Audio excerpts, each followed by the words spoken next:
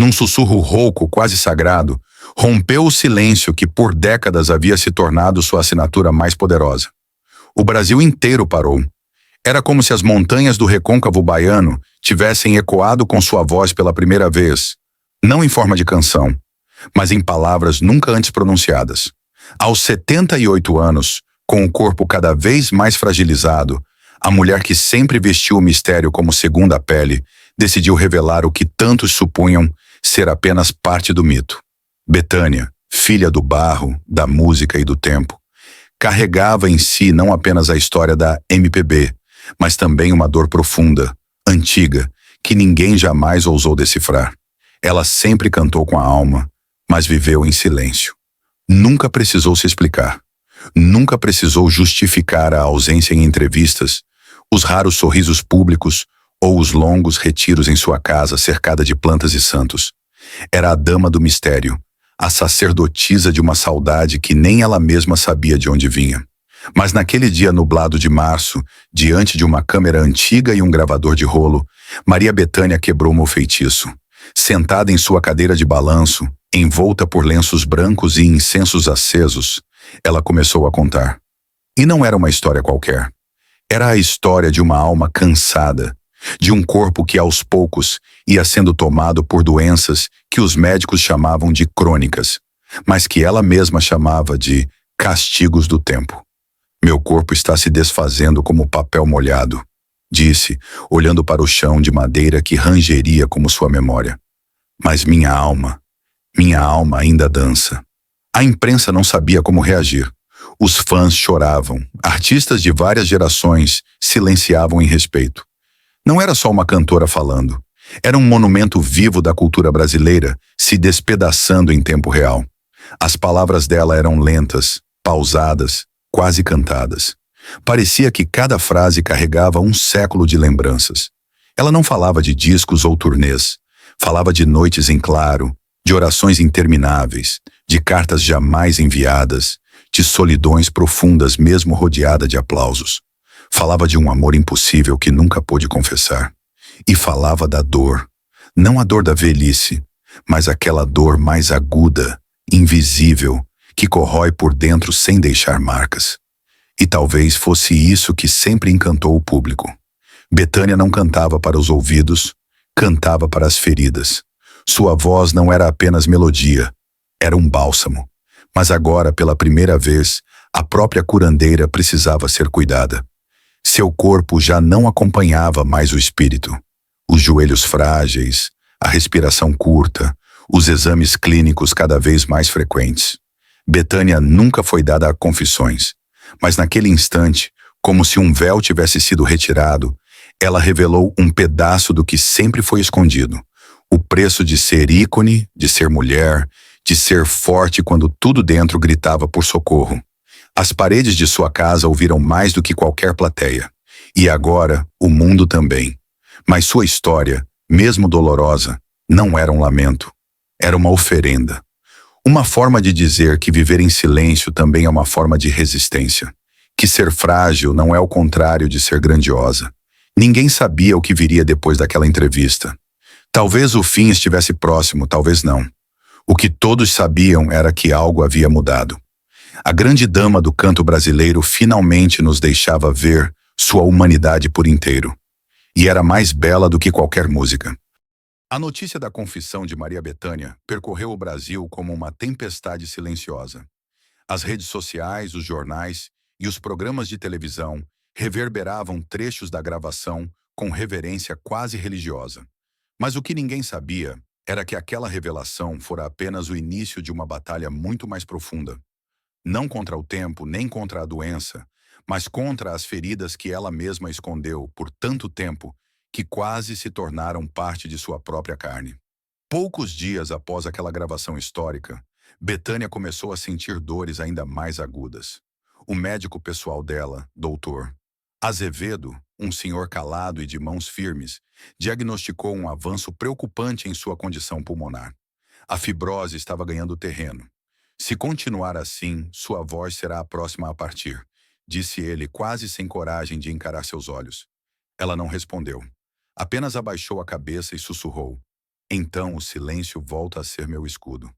Mas desta vez, o silêncio não era escolha, era sentença. Os dias seguintes foram uma sucessão de exames, remédios, consultas e repouso forçado. E enquanto o corpo pedia pausa, o Brasil pedia mais. Pediam que ela falasse de novo, que contasse mais sobre seus segredos, suas dores, seus amores, suas perdas. Artistas jovens a chamavam para lives. Jornais queriam manchetes. Grupos de fãs enviavam cartas, flores, vídeos. Mas Bethânia, ao contrário de se alimentar do calor do povo, se retraía. A pressão emocional começou a criar rachaduras no que restava de sua estabilidade. A família, até então discreta, começou a se dividir. Enquanto o irmão Caetano preferia proteger sua privacidade, alguns sobrinhos viam na nova exposição uma oportunidade de eternizá-la em documentários, séries, até mesmo um filme biográfico. Ela é um monumento vivo, tia. Não podemos deixar essa chance passar. Ela não é um monumento, respondeu Caetano com os olhos úmidos. Ela é nossa irmã. O embate familiar se intensificava, mas Bethânia permanecia muda diante disso tudo. Não por orgulho, mas por exaustão. O mundo exterior parecia um palco onde ela já não tinha forças para atuar. Mas o verdadeiro ponto de virada não veio da imprensa, nem da família. Veio do passado. Certa noite, ao revirar uma velha caixa de papéis esquecidos, Bethânia encontrou uma carta. Amarelada, mal dobrada, escrita com tinta azul desbotada. Reconheceu de imediato a caligrafia. Era dele, do homem que ela amou em silêncio por mais de 40 anos. O mesmo que a sociedade nunca aceitaria. O mesmo que, por força das circunstâncias, ela teve que afastar para salvar sua carreira. E talvez sua vida. A carta, datada de 1983, falava de encontros roubados, de promessas quebradas, de noites em que o palco era sua única testemunha. Mas falava também de uma doença. Estou doente, B, e não sei por quanto tempo mais poderei esperar você. Bethânia, ao terminar a leitura, tremeu. Nunca havia lido aquela carta antes. Alguém a esconderá dela. Ou talvez ela própria tenha escondido sem se lembrar. A dor do passado, contida por tanto tempo, veio à tona como uma onda furiosa. Nos dias seguintes, sua saúde emocional despencou.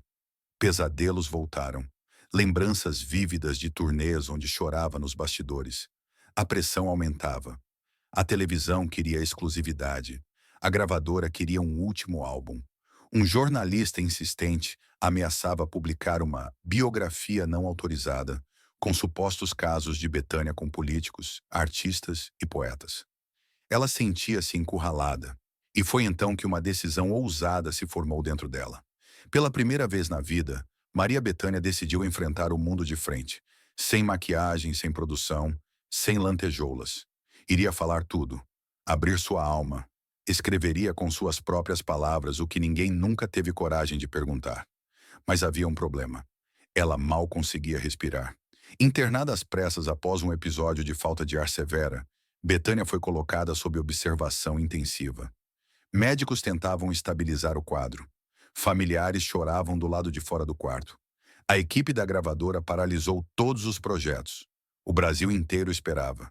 E mesmo ali, entre tubos e máquinas, Bethânia pediu papel e caneta. Escrevia frases soltas, lembranças fragmentadas, versos que nasciam entre uma dor e outra. Um enfermeiro jovem, emocionado, a viu escrever e perguntou: Dona Maria, está compondo? Ela sorriu com dificuldade e respondeu: Estou me despedindo, ou talvez me preparando para nascer de novo. Naquela madrugada, uma tempestade caiu sobre Santo Amaro. Os trovões pareciam acompanhar as batidas fracas de seu coração. No hospital, os aparelhos apitavam em ritmo lento, quase poético. Mas Bethânia estava em outro lugar. Em sua mente, revivia a infância, os cheiros da cozinha de sua mãe, os cânticos do candomblé, a primeira vez que ouviu sua própria voz ecoar na igreja. Ela queria cantar. Precisava cantar. Mas não havia ar, apenas memórias. Do lado de fora, o mundo se dividia entre a reverência e o sensacionalismo. Alguns jornais publicavam manchetes alarmistas. Outros clamavam por respeito. Artistas organizavam vigílias com velas, fãs faziam correntes de oração. Mas ninguém podia imaginar a profundidade da batalha que se travava dentro daquela mulher. Não era só uma batalha contra a morte. Era uma batalha contra o tempo, contra a história, contra a forma como o mundo olhou para ela por quase 8 décadas. E no centro disso tudo havia apenas ela, Maria Bethânia, a mulher, a filha, a irmã, a amante silenciosa, a guerreira cansada. E ali, no limite entre a fragilidade e a força, algo inesperado aconteceu.